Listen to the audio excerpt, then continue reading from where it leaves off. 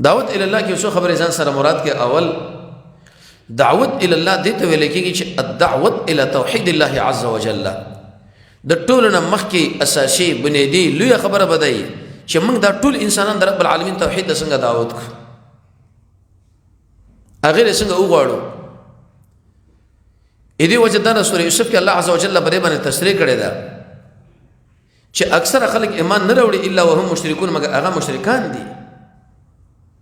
تاسو په دې آیت باندې لږ سوچ وکړئ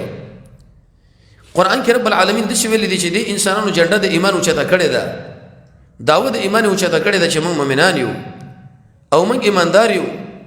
موږ د رسول الله متبعین یو موږ جنتین یو موږ د یو قرآن منو صحابه منو عذاب قبر منو میدان د حشر منو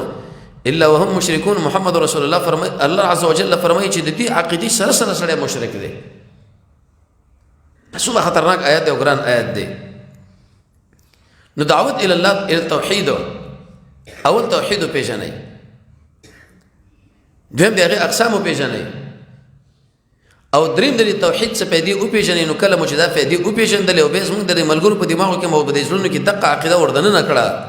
ته پوه شې بده باندې چې ته داعی الى الله ومن احسن قولا ممن دعا الى الله بر دې آیت مصداق واقع کیږي اوس قسم د آیت په موتیم و یو بل مو یزم الله لخل دعوتو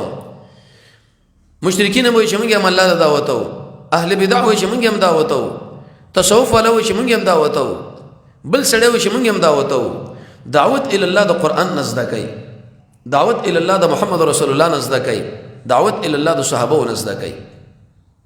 دعوت الى الله دا من دعوت الى توحید الله